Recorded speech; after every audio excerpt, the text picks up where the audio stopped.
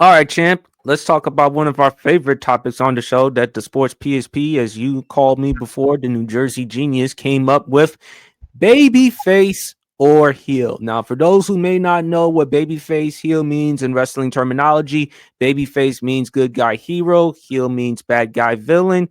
Also, a tweener is in between babyface and heel. So I came up with some athletes or celebrities, and myself and Champ are going to decide which one is a babyface or a heel. Champ, I'll let you go first on this one. Baker Mayfield. He's a baby face. Mm, No, hear me out on this.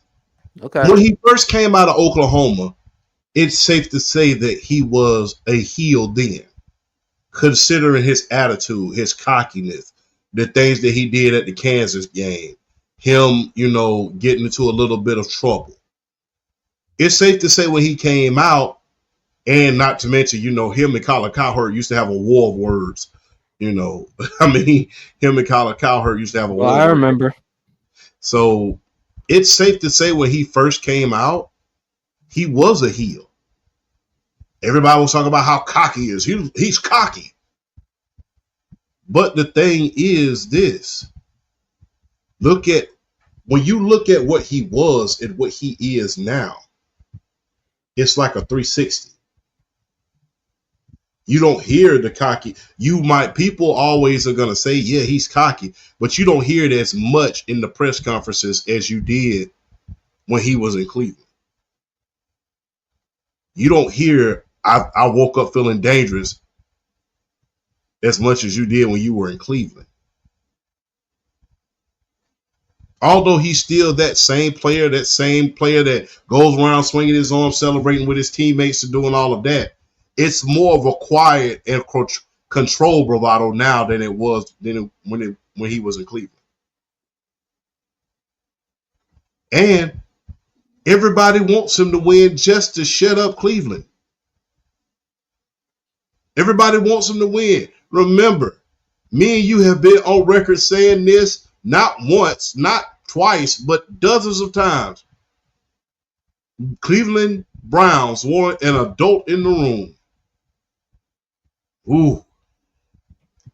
So when you think about that statement and how he was able to get coaching in Los Angeles in the form of Sean McVay, go to Tampa Bay where nobody expected anything from him. You're able to win 2 back-to-back division titles. You was within one play of going to the NFC Championship against the Detroit Lions. One play.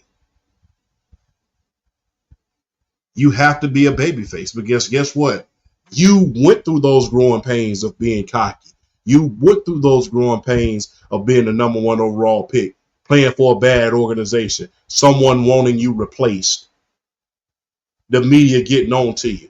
I haven't heard a bad report about Baker Mayfield in a very long time. I haven't heard a bad report. You hear reports about him being cocky still, but the thing is, you don't hear about it as much as you did in Cleveland. More importantly, you don't hear any off the field issues regarding Baker. You actually hear him doing a lot of good things in the community. Remember, I think I sent you this, champ, something about a donation regarding a football team. I think he. And they won the state championship the same year. Oh yeah, that's right. He gave them the money for the equipment and everything.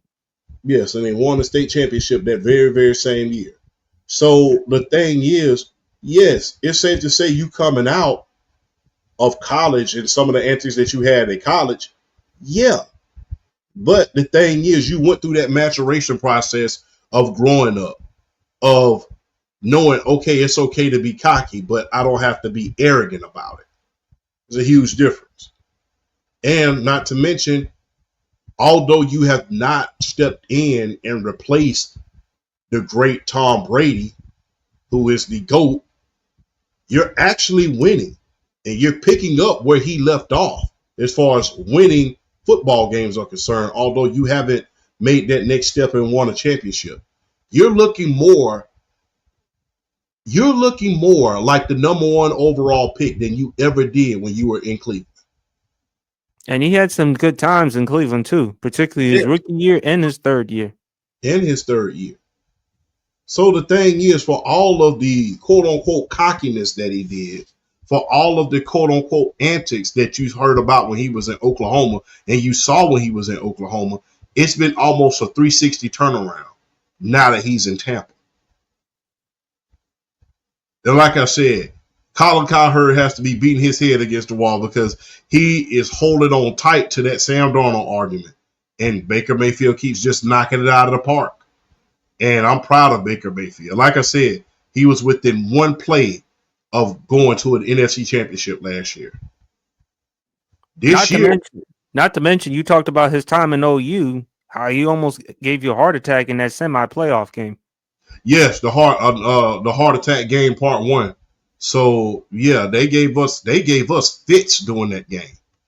You know, him, CeeDee Lamb, Hollywood Brown, Joe Mixon, all those guys. Those guys gave us fits during that Mark game. Andrews. Mark Andrews, one of the greatest teams in college football history, not to win a national championship. Coincidentally, kind of like with Oklahoma City, greatest talent that never captured the finals.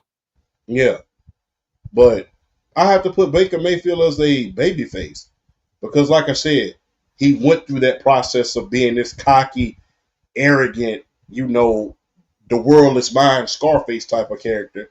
And now, although he is still that exciting guy that we love to see on the field playing with his teammates and stuff like that, he's toned it down to a minimum. You don't hear as many reports as you did before. So I have to put him as a babyface. Like I said, plus we want to see him win just despite the Cleveland Browns and what they did to him unjustly, I would say.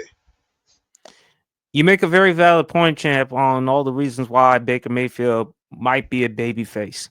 I still would lean towards tweener because Baker, to your point, does have that cocky attitude, and have been critics, particularly Shannon Sharp, Colin Cowherd. Now, there's no bigger critic of Baker Mayfield than one Colin Cowherd. I mean, Baker, we all know his history at Oklahoma, the Kansas game, when before the game started, the coin toss in which the Kansas players refused to shake his hand, and then during the game, he's grabbing his what. Then you look at the NFL early in his career, Cleveland, the situation between him and Hugh Jackson.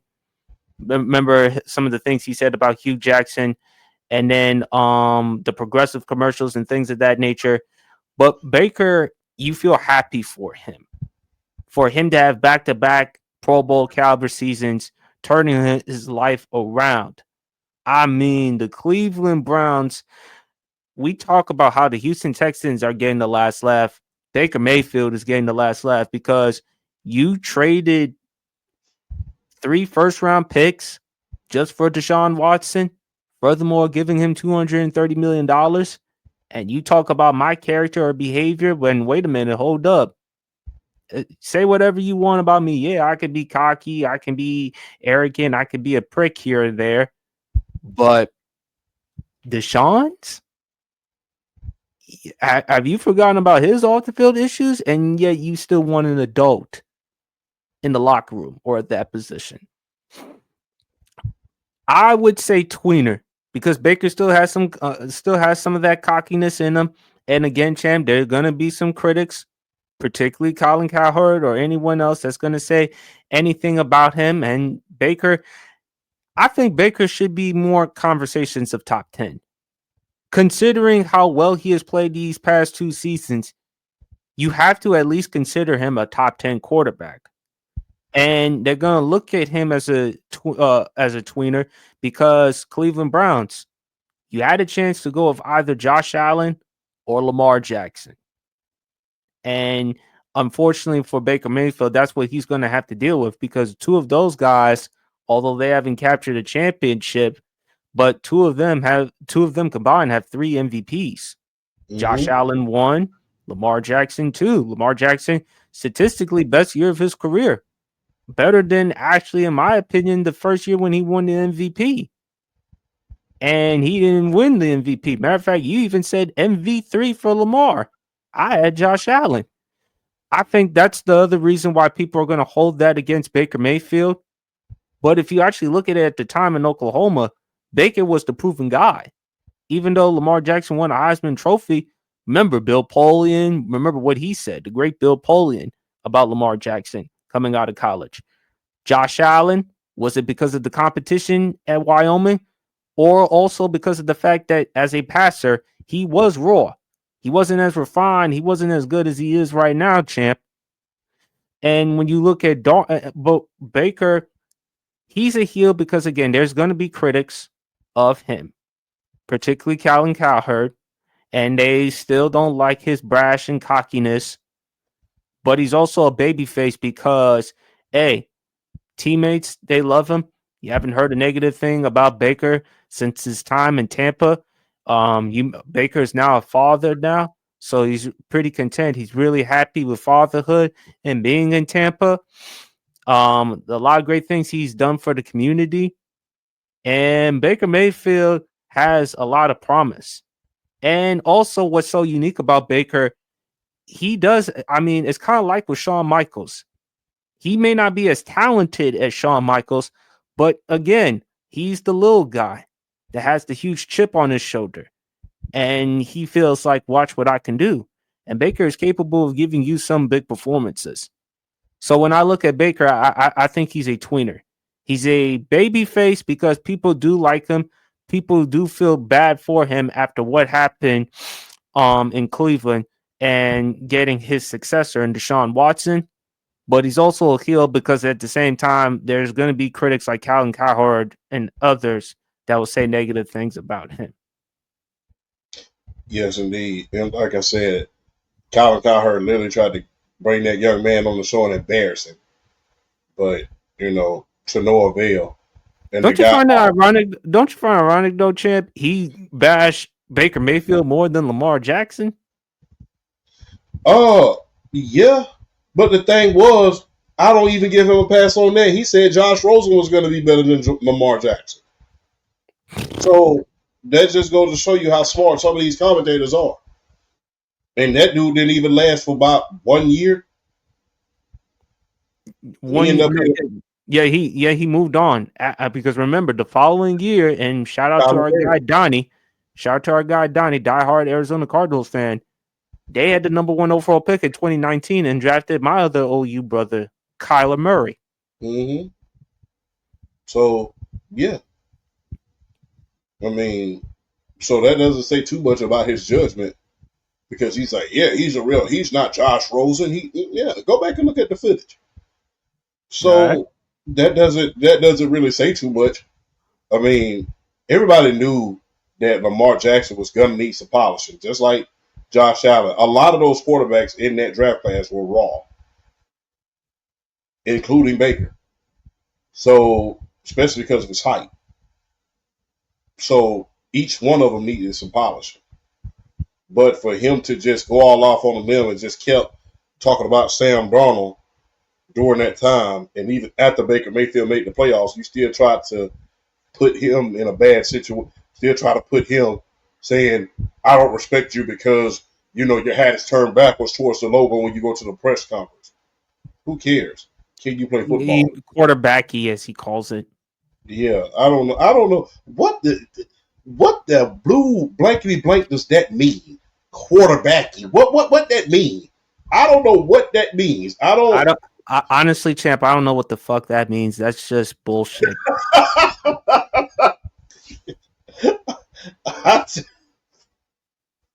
I don't know what that means. What in the blank does that mean? Quarterbacky. Okay. I mean, you want me to go on the you want me to just be in front of a Wheaties box all day and drink milk like autogram long live the king to do?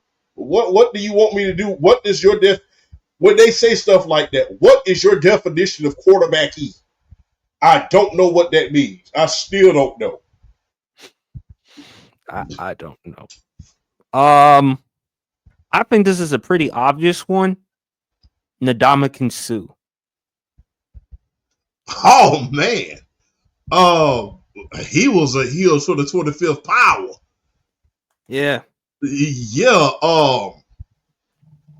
but it depends on who you ask.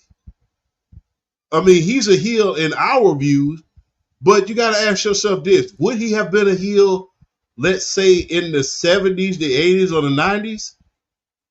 No, he would have been accepted because Yeah, we all know how violent it was back then. But yeah, because of the era and you're looking at the context the way I'm looking at it as well, champ, he was a heel. But Ndamukong Suh as the football player, he was dominant, champ. he was dominant, but Do he you was a better player. remember the Big 12 championship game against Texas? Yeah, he was dominant. He was very, very dominant. He was borderline cheap though. He's borderline cheap. Remember the things that he did with Aaron Rodgers, you know, Oh, when he stepped on Aaron Rodgers' leg on the Green Bay game? and then the other stuff. So yeah, he's an undisputed heel in my opinion. But like I said, he's a heel because of the time that we live in. If he would have came along, let's say 20 years earlier, or even a decade earlier, we probably would consider him a heel. We probably wouldn't consider him a heel. He was dominant at that time. He was dominant. He was great. And it took, and he finally got him a Super Bowl ring too. Yeah, in Finally got him Tampa. a Super Bowl. Yeah. Um, but you know what with Sue, unfortunately for him, I believe you'll make a case for him being in the Hall of Fame. I have no problem with it. I wish Sue would have become what Aaron Donald was. Yeah, I mean, a lot of times complacency kicks in, and I think his side, the thing about that, he outweighed his height. He's That height 6'3", differential was freakish. he's We about although 6'3", he was great, 300. Yeah. yeah, although he was great, we expected him to be more of a Reggie White type of guy. And Aaron Donald ended up being that guy. Shout out to Louise, by the way. Me and him had that argument about a couple of years ago. Aaron Donald or Reggie White, and I chose Reggie White. We need to revisit that conversation a little bit, but I digress. But Mm-hmm. yeah, Sue is a heel for his time. Like I said, if it would have been 20 years or even 10 years before, they wouldn't even blink an eye. But because of the time we live in, that's the reason why. Not to mention, you don't help your case when you're stopping players. You are just. I'm looking for a kind word when you're just overbearing. You're kicking people in certain areas and stuff like that. You don't help your case for not being a dirty player. He's essentially like the Alex Karras of this generation. I don't know if you ever heard of Alex Karras. He's the defensive tackle, Hall of Famer that played for the Detroit Lions. He's essentially the Alex Karras / Joe Green of this era. Where I would probably say Vontez Burfict. yeah, just sprinkle a little bit of that on there.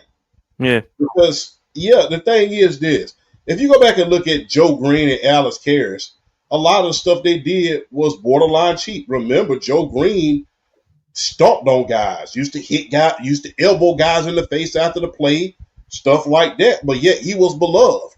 They called him Mean Joe Green. Alex Karras the same way. Some of the things he would do was kind of cheap.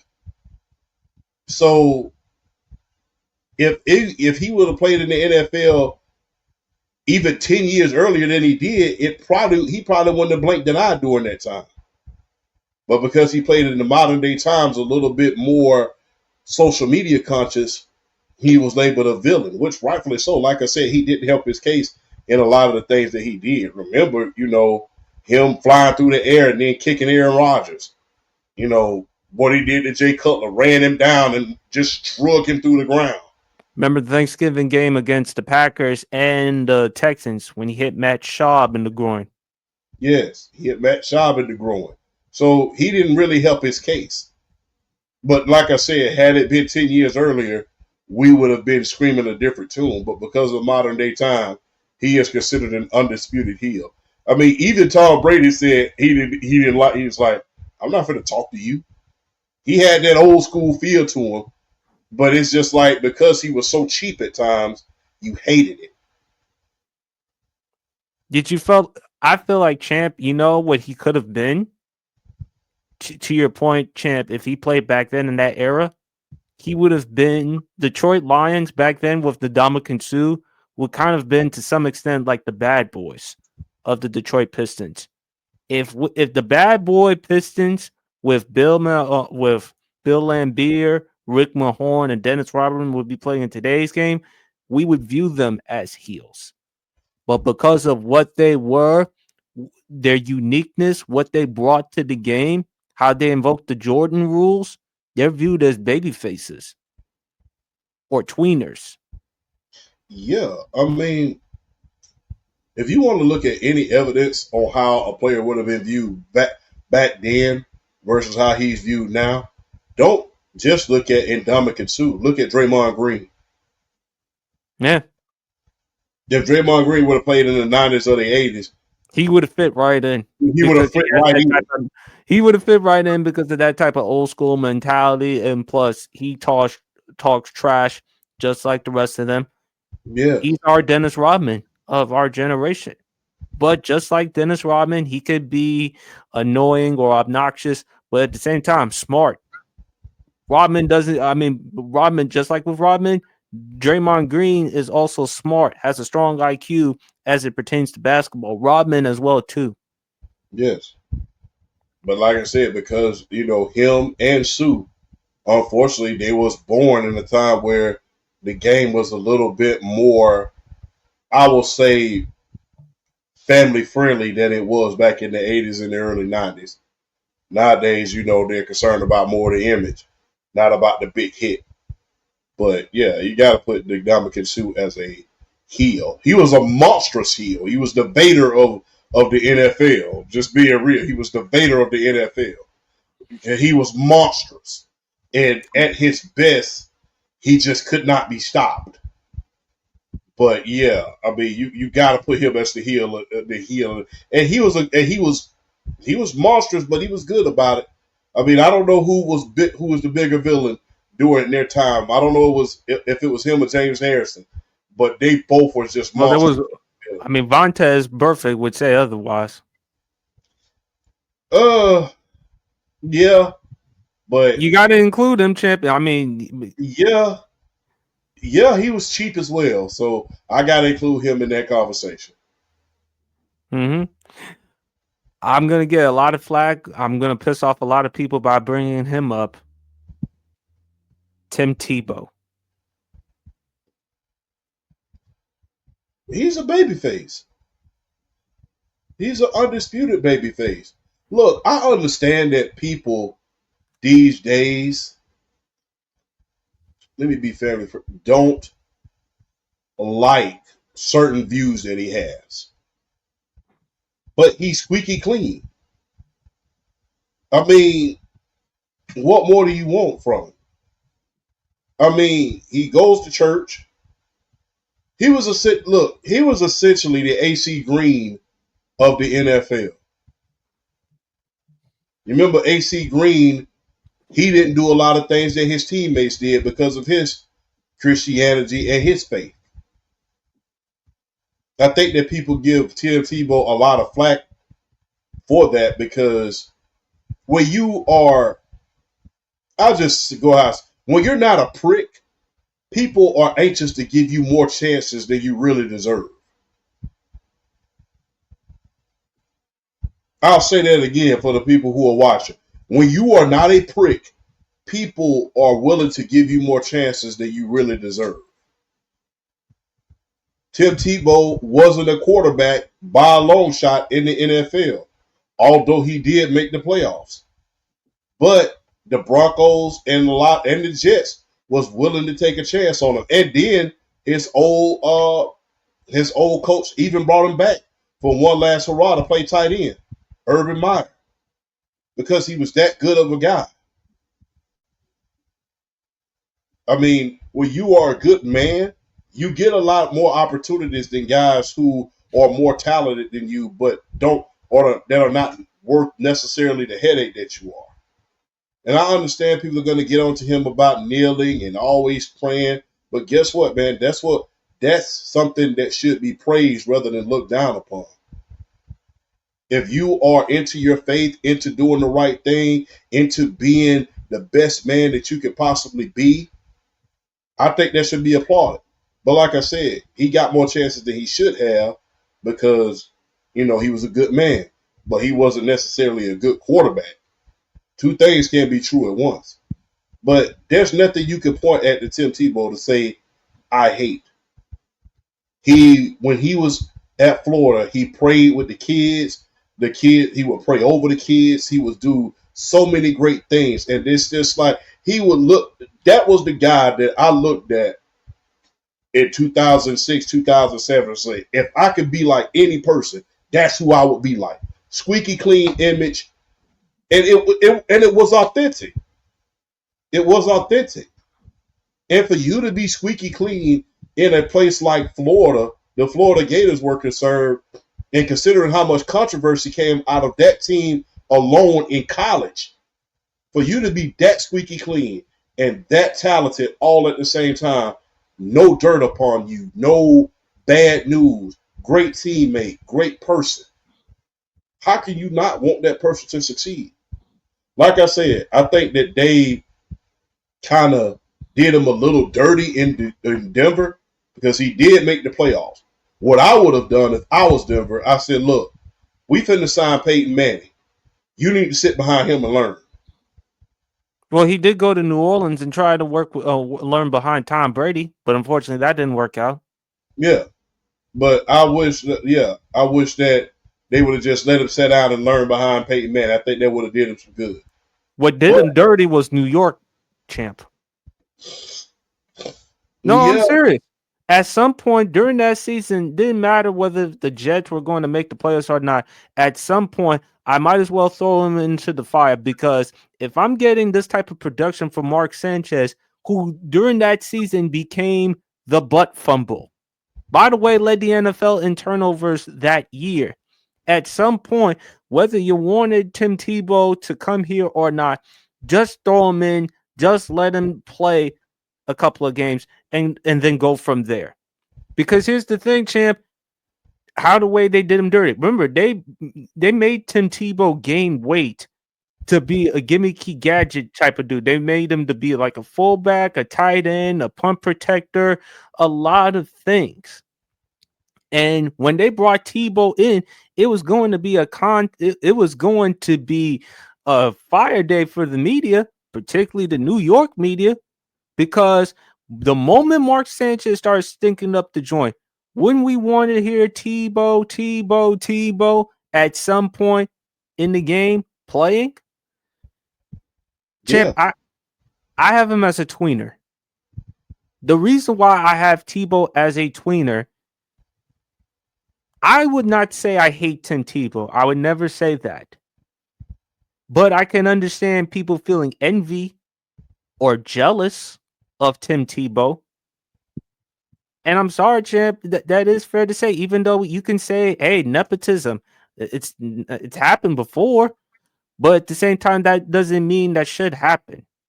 That doesn't mean I have to like it or condone it. The fact of the matter is, champ, you brought in Tim Tebow to play a tight end, a position he has never played in his life. Something that he should have adjusted once he finished college. The only reason why you brought him there because of his relationship with Urban Meyer. And then, of course, where is Tim Tebow from? Jacksonville. So, of course, what better way to promote and sell tickets by having the hometown kid, Tim Tebow? Not to mention, to your point, you bring up Tim Tebow's Christianity and faith. So is Trevor Lawrence. Trevor Lawrence is also a man of God. Who knows? I mean, they can have Bible study and prayers and things like that. They need to call you in for Bible study as well, champ. I mean, Pastor Champ. But I digress. But the thing is, champ, there's jealousy with Tim Tebow. That's why I say he's a tweener. Because you look at Florida. Yeah, he was a huge a key contributor to that to the national championships. He definitely was, champ. But at the same time, let's not act as if Tim Tebow turned chicken shit and made a chicken salad. He did have the Pouncey brothers. He did have Percy Harvin. You know, bad or good, Aaron Hernandez.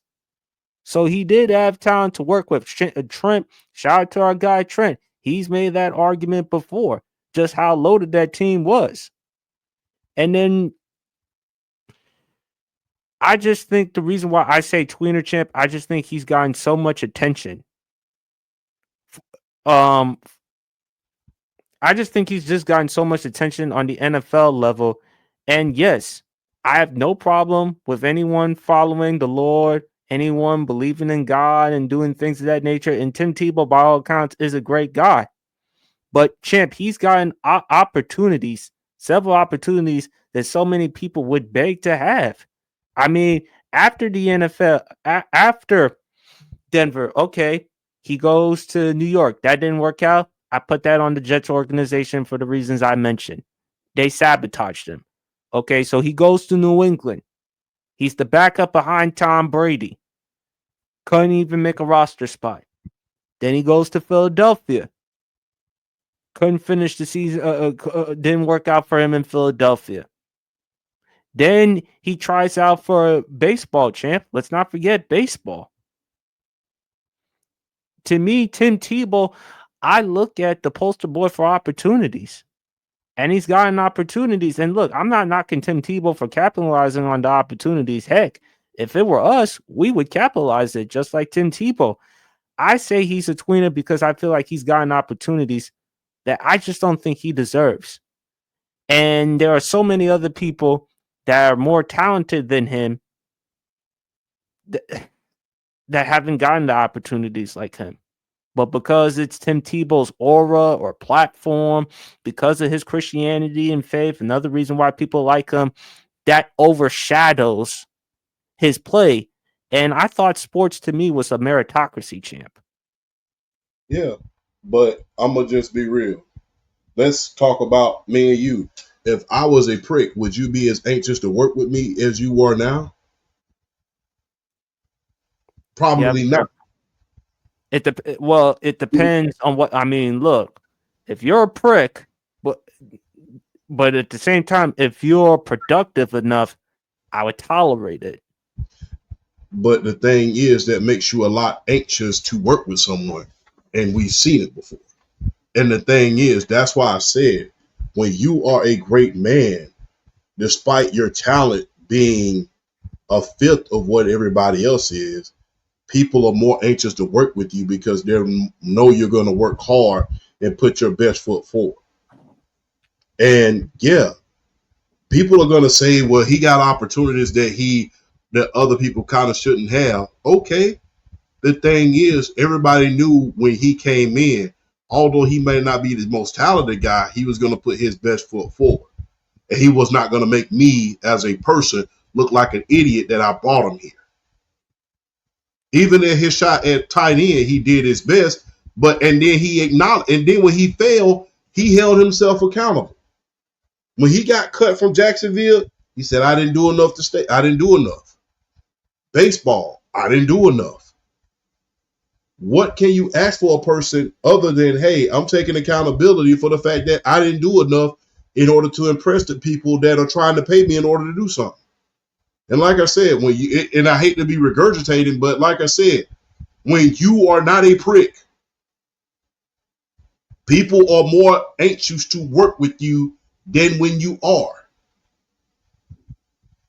The thing is, he got more opportunities than AB. AB's a prick. Nobody wants to work with him. Nobody trusts him. Nobody trusts you. When you are a good man or a good woman, people want to work with you off the strength of that, of your character alone. People love that about Tebow. People knew that he was going to put his, and the thing is, although he had a huge aura, although he cast a huge shadow in every organization he went through, They knew that he was never going to go to the media when the starting quarterback starts struggling and say, I need to be started. They knew that wasn't going to happen. because that's not who he is. But the Exactly. thing, but the thing is, Champ, fine. If he is a great person, a great guy, but doesn't it get to a point when you try working with him and you feel like, come on, man, this dude, come on, we've went over this play countless time and time and time and time again. And the player, they may never say it, the coach or player may never say it, but they feel like this dude, man, he's not improving, he's not getting any better. As far as I'm concerned, we wasting our time with him. People, whether people may admit that or not, don't be surprised they faking it. And Yeah, remember, let's not forget, Champ, Tim Tebow was not known as a great practice player. yeah, he wasn't. But like I said, when people know your character and what you bring to the table as far as character is concerned, they're more willing to work with you than when they're not. And like I said, we live in a society where where everybody wants to be the villain. Everybody wants to be the look at me guy. Everybody wants to see an authentic good guy win. You want to see the milk drinker. Everybody, it's all good and gravy for the guy at the bar to be partying, dancing on the bar, acting a fool. That attracts the attention, but it attracts the wrong type of attention. People want to see that authentic good guy win. The problem with people hating Russell Wilson is they don't think his good guy persona is authentic. With Tebow, that was authentic. They wanted to see him win because it was pure authentic. He wasn't faking it in the eyes of so many. So you want to see the guy who drinks milk and go to ice cream shops on his time off and play with the kids. You want to see him win. Who doesn't want to see that win? In the world of hurricanes, you want to see this guy who has a solid foundation wins. So I don't blame him for giving me though. I'm going to just be honest. There were some times in my life I wasn't necessarily good at a lot of stuff, but I got an opportunity because guess what? I know this guy's going to show up every day. He's going to show up early, leave late, and do everything he can in order for him to learn what he need to learn. When it didn't work out, guess what? They had to show me the door, but guess what? They wasn't happy about it because they knew I was a try hard guy. At least And you that's gave what it I your all. yes. And time out for the record, I'm not accusing Tim Tebow of not giving any effort. Reason why I say tweener is because I think the reason why he's gotten far in life is because of the aura and because of his platform and voice. And I think with players, whether they'll admit it or not, they'll look at him and say, from a talent perspective, what did he really contribute? Okay, Denver, let's not forget what he did in Denver. He took over for that team. They were 1-4. They were able to make the playoffs. He did help them win that playoff game in which he threw the game-winning touchdown pass to Demaryius Thomas, God rest his soul. I just think the reason why tweener, Champ, don't be surprised if someone said tweener with Tebow, is because of all the reasons that I mentioned. Jealousy and envy, because they feel like he's gotten far in life because of nepotism and because of his faith. And the other problem that I have with a Champ, and it's not to knock Tebow. Tebow, when it comes to his Christianity, his faith is real. But the problem is when somebody who may not be known for religious or faith, they get judged harshly. Like, look at with Kyrie Irving. We had constant conversations with Kyrie Irving. I believe a lot of people look at him as a babyface. And look, with Kyrie Irving, even though he has different views, he doesn't bring the controversy that Tim Tebow does, but he gets bashed on. Sorry if I'm confusing it. Yeah, I understand what you're saying. He gets bashed on, but at the same time, you have to think about the stuff you know, that contributed to you getting bashed on. Oh yeah, that's Last right I too. checked, last I checked, Tim Tebow didn't post no videotape about certain things on his Twitter. Last I checked, when asked about certain stuff, he addressed it in a calm manner. And last I checked as well, he didn't come into this place where you told the people that you was gonna you was gonna be anxious to come back, and you didn't. You came in here burning sage. Not to mention, you wanted to leave Boston. It was reported that you wanted to leave Boston. I just think with Tim Tebow, champ, I just think Tim Tebow, you can, I understand your point, babyface, but tweener, I say tweener because I think he just, the media, the public, they look at him as like the darling, the media darling, and he's gotten so many opportunities because of what he accomplished at the University of Florida, followed by everything else that he has to the table. Mm-hmm. And because he's a great man, because he's a man of faith. Hey man, that is the perfect guy that you want to, that you will feel safe for your sister or your daughter or even your mom to go out with, because you know they're gonna be home safe, and you know this guy is not gonna be out there with this foolishness. So hey man, that's like I consider a baby face, because guess what, man? Like I said, Am I wrong though? you're not wrong, not at all. I'm just saying through my perspective, that was a guy who I said I wish I could be more like. You Well, know, John Elway, he did say it himself. That's somebody who I want marrying my daughter. yeah.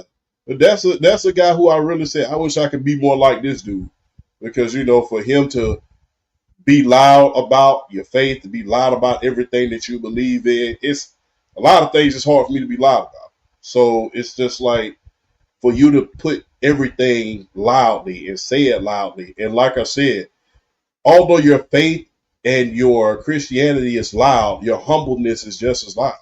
But like I said, who doesn't want to see a guy like that win? Who doesn't? And so, yeah, you're gonna get. Although we, like I said, although we love these Hurricanes, we all want to see the good guy win. And yeah, I think he got a lot of opportunities that he shouldn't have. And guess what? I got a lot of opportunities that I shouldn't have, because simply off of character alone. But when you have that character, it carries you far. It's evident. It's evident when you look at him that character will carry you as far further than your talent will. Because look at what he's doing now with College Game Day. Look at some of the guys who are better than him in college in past years, but you know they'll never get a job in college. You know, in College Game Day. You know, some of That's these guys will never get college jobs for the media, working with the media, or even coaching. because Tim Tebow obviously has articulate, he has communication skills. And last time I checked, Tim Tebow will not put any organization in any predicament. No, he won't. And so, if I could trust you with all of these assets, if I could trust you not to put my organization into a bad situation, if I could trust you not to get in trouble with the law, if I could trust you not to say the wrong thing in front of the media, if I could trust you to smile and giggle even when things are not going your way, that's half the battle right there. Because guess what? Investing this kind of money in you is going to be a lot easier. Mm. So yeah, I think when you have a guy like that, you want to see him win, so you give him every opportunity in order to win. It's going to cause some jealousy, but you know I can say the same thing about anything in anybody else's life. When somebody sees something in you, they want to see you win. I'm gonna give you stuff that I'm not necessarily going to give these other guys, because guess what? These guys are not going to take care of something like you are. You know what I'm saying? Is that how you kind of look at it with Bronny? Because people may feel like the only reason why he's in this position is because of his father. Yeah, and the thing is, you want to see him win. Not to mention, the guy had health problems. True that. He had health problems. He's proven in the G League that he can play. You can talk about nepotism all you want to. That's been going on for years. And he got drafted in the second round. It'd be different if he got drafted first overall. It'd be different. The guys who was drafted before and after him, they did that since. They both averaging less than 3 points a game. Okay. So everybody's sitting here making a big fuss about Bronny James. He's in here because of his father. Okay, what are those guys that were drafted after him doing? Nothing. What are the guys that were drafted? You got guys that were drafted in the first round before him that are not doing anything, and we're still talking about how horrible Bronny is. and he was drafted in the second. You have first round bust out there not scoring any points for their teams right about now, but yet we're still talking about Bronny. How backwards is that at this point? But that tells you about the media, champ. And look, I agree with Trent on this one. And he brings up great points about Florida during the time when they won the national championships. That squad was loaded. Now, were they as loaded as like the 2001 Miami Hurricanes? I wouldn't go that far. But when you think of the offensive line, when you think of the tight end, when you think of Percy Harvin, when you think of the weapons, the offense that they had with Urban Meyer, who Champ and I, it's obviously as it pertains to Urban Meyer, heel. But when I look at Tim Tebow, I look at what you had around you as well, and I look at the envy and the jealousy, and I also look at the fact how people make the argument that you're the greatest college football player ever. And even though Tim Tebow does have all the accomplishments, Heisman, Maxwell Award, but I understand Trent's argument for Cam Newton. Even though Cam did for only 1 year compared to Tebow, but if you look at the offense that Auburn had, it was nowhere near Florida's. They didn't have that offensive line. I mean, I can name you the wide receivers. They had Darvin Adams, Emery Blake, Terrell Zachary, Cody Burns, Rustin Soul, the tight end, Philip Lutzenkirchen. They had Michael Dyer there, who was a true freshman. They had who, by the way, broke Bo Jackson's freshman record for rushing yards. They had Mario Fannin and Ontario McCaleb and Cam in 1 year, even with controversy that he was in as well, because let's not forget the play-for-play scandal, he and his father, because that was the reason why his father, Cecil Newton, did not attend the Heisman Trophy. He won Heisman, he won national championship, he won everything, and he had to go up against competition. Let's not forget the comeback victory he had against Alabama. Let's not forget the dominant performances he had against South Carolina at home and in the SEC championship game. Despite all of that, Interesting fact about that Auburn team, outside of Nick Fairley, no one on the offensive side of the ball that played on that Auburn team has played one snap in the NFL. none. That tells you how great Cam was. And also, a couple of years later, they fired Gene Chizik and moved on with Gus Malzahn, who ended up getting Auburn to a national championship in 2013. Mm-hmm. But I just think with Tim Tebow, look, I can understand why people may say babyface because of how great he is as a person, human being. If he's the type of ambassador you want for your company, he's your guy. But I can understand Tweener for all the reasons that I mentioned, because of the fact that there is a lot of jealousy with Tim Tebow and because of his faith, Christianity, as well as other things he has that overshadows a lot of things, and how he's gotten opportunities that I don't think he deserved because of the fact of how not good he was as a player. I mean, I can't ignore the fact that he was an awful practice player. I can't ignore the throwing mechanics. I can't ignore what happened in Jacksonville, even though it was Urban Meyer. And yes, he is from Jacksonville, but but it was a horrible message to the team that you brought this guy in when there were other tight ends you could have looked at in free agency, and you brought him there. So I can understand it from your standpoint, and you can also understand it from my standpoint. It's neat. One last babyface or heel, Dennis Rodman. He's a tweener. Yeah. he is a tweener. Champ, if social media came back then during the time of Dennis Rodman's time, in his prominent days, he probably would have made a ton of money. Multi-millionaire, maybe multi-billionaire. The reason why I say tweener, because he's fun. I mean, he's crazy because of the bad boy days and the hairstyles, the piercings, and all that stuff. But if you're a woman, Dennis Rodman is the type of person you want to go out with. And when you look at Dennis Rodman's dating life, Carmen Electra, Madonna. I mean, he never dated this woman, but there was pictures of him and Tony Braxton, I think at the VMAs before. Yeah. Um, Hey, listen, we talk about Lou Williams Magic City. He had to watch the Last Dance documentary to pull off what Dennis Rodman did because remember the bubble? Remember when Lou Williams went to Magic City? He had to watch Dennis Rodman because remember Dennis Rodman during the middle of the season, he was in Vegas for 48 days. It was 48 And hours. and on top of that, when he was in Chicago, he was as big and as prominent, believe it or not, as Michael.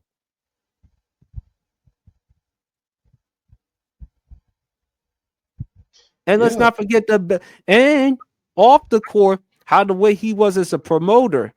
Let's not remember the book he wrote, Bad as I Want to Be. And Yeah. of course, there was one certain outfit that he had.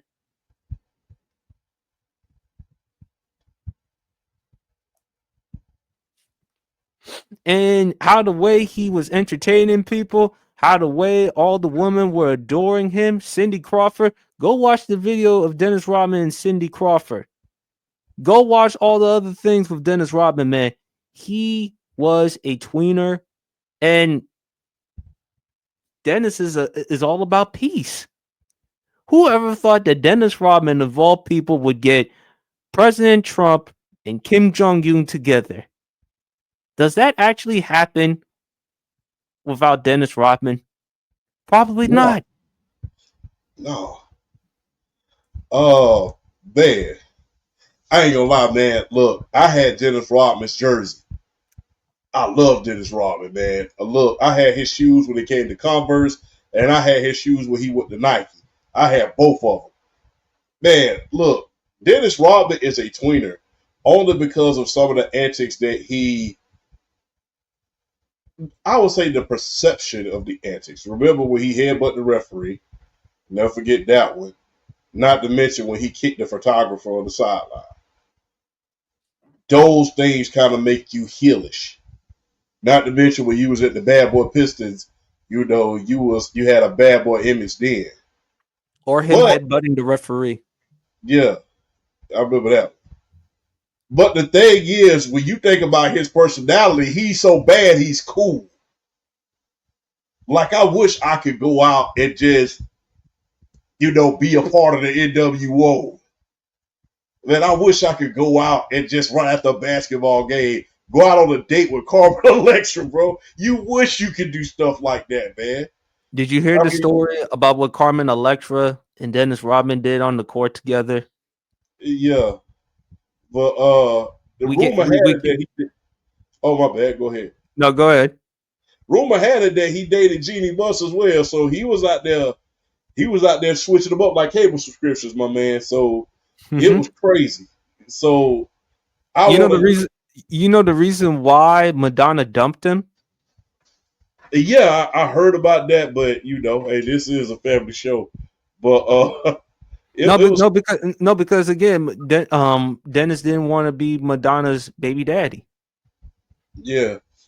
But it was, man. Look, man, for your dating life to be like that, for you to be a champion on two of the most historic teams in NBA history, you be a part of the NWO. Plus, your dating life is cool,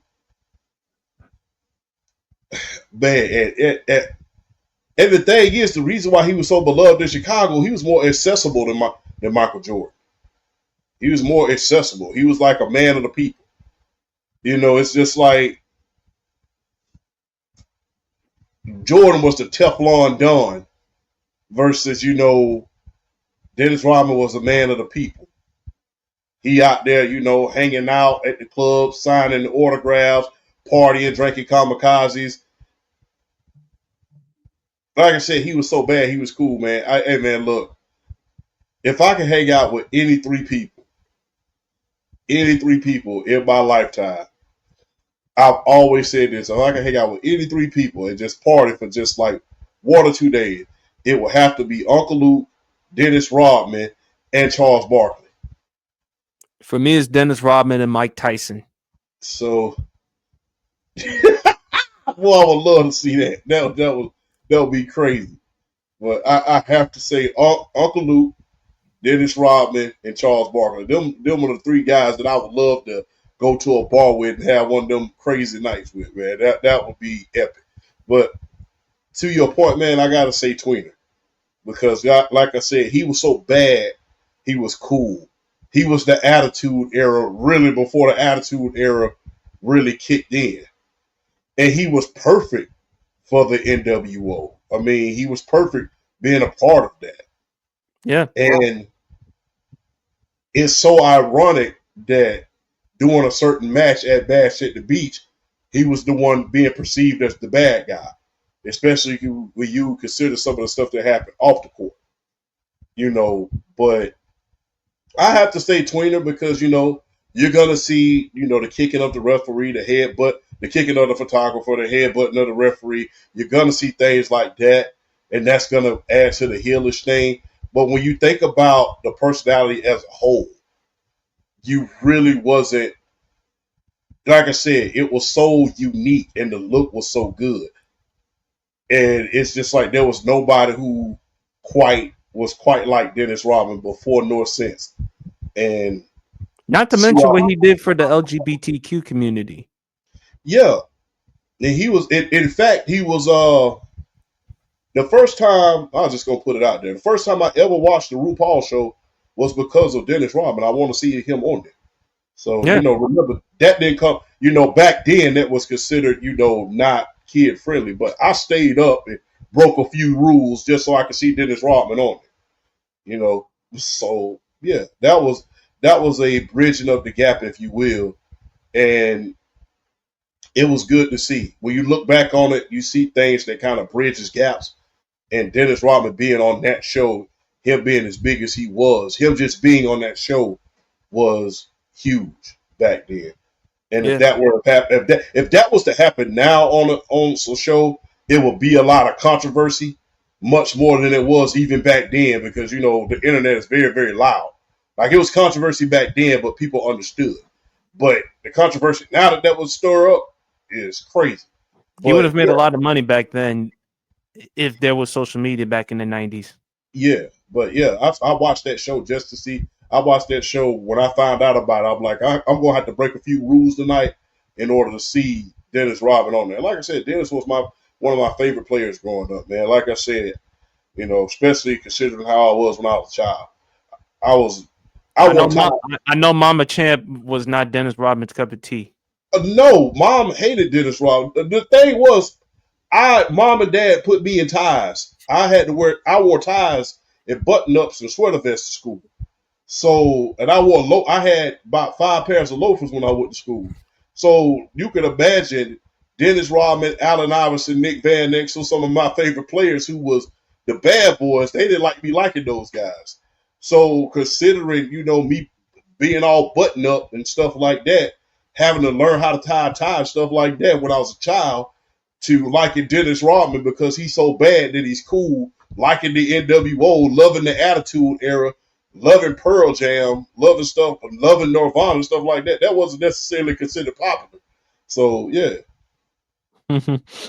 I think with Dennis, the reason why he dyed all his hair dyed his hair is because of the movie Demolition Man. He saw the movie Demolition Man. He went to the hair salon. He told the hairstylist, "I want my hair dyed blonde, and I want my hair like a mohawk, like Wesley Snipes' character." And Dennis is just fun. I actually saw Dennis Rodman one time in person at the mall. I was at the Livingston Mall in Livingston, New Jersey. I think his agent lives around in Livingston at that time, which is not far away from where I live. And my brother taps me on the shoulder and he says, "Bro, that's Dennis Rodman." And I'm like, "Get out of here." But he told me, "No, that's Dennis Rodman." So I look very closely. I see a tall dude, about 6'6", 6'7", wearing a Rodman jersey, and I'm like, oh shit, that's Dennis Rodman. And he's like, for me, Dennis, I actually he's relatable for me because Dennis is known back then. People may find it hard to believe Dennis Rodman back then. He was a shy, quiet introvert. If you watch the documentary, Rodman, for better or for worse, and Jamie Foxx did a great job with the narrating. Dennis was known as quiet. Back then, his sisters growing up, they were the well-known um family. They were well known compared to Rodman. Dennis Yeah, came from obscurity. And Dennis and I, we do share a lot in common as far as being shy, quiet, introverts, as far as not talking, not communicating as much. Dennis also went through a lot of personal problems as well. Obviously, the situation at the palace situation. Remember him with the gun in the car, contemplating suicide. And the only reason why he said was, I wasn't in that scenario. I wasn't trying to kill Dennis Rodman. I was trying to kill the old one so that the new one could come out. In other words, he got tired of being the person that he was, the shy, quiet, introvert, follower. He wanted to be a leader. He wanted to be his own man. He wanted to do things under his own terms. And he was really going through a lot at that time because losing Chuck Daly, who departed from the Detroit Pistons, also at the time, his marriage, which ultimately led to a divorce, and the woman of his child taking full custody. So there were a lot of factors around that time. But Dennis, man, he's cool. He's fun, man. He's just exuberant. If the Him and Mike Tyson are the two people I would like to hang out with or have a pod with. That's just me. yeah, man. And yeah, remember, if you look back on that documentary as well, he would go to the bar with the guys and order a glass of milk, and then play pinball games all the time. Yeah. So yeah, Do you remember so how many shots of Jägermeisters he had one time in Chicago? He 27, I think. he would do that and then get up the next morning and practice and go play. 27. And listen, we talked about Dwight Howard with his candy addiction and how he was able to produce. Do you know that is crazy though? And even Michael said, "I'm surprised that Dennis would live past 40 because he thought he was going to be burnt on both ends of the candle." Yeah, but those the ones who live forever, man. I'm just being real, man. And they have fun, man. So that was that was hey man, Dennis Rodman was one of the guys that, like I said, you hated that you couldn't be like. Like I said, man, when I was a kid, I was wearing ties to school, little sweater vests. I was wearing cardigans and little stuff like that. My parents dressed me up in. You're gonna need to be ready for the corporate world. All right, cool. But Allen Iverson, between Allen Iverson, Nick Van Exel, and Dennis Rodman, those were my favorite players in order to look at. Like I said, the bravado that they had was something serious. The Yeah. bravado that they had was something serious, and it's just like I said, they were so bad that they're cool. Like I said, it was the attitude era before the attitude era. If you want me to be honest.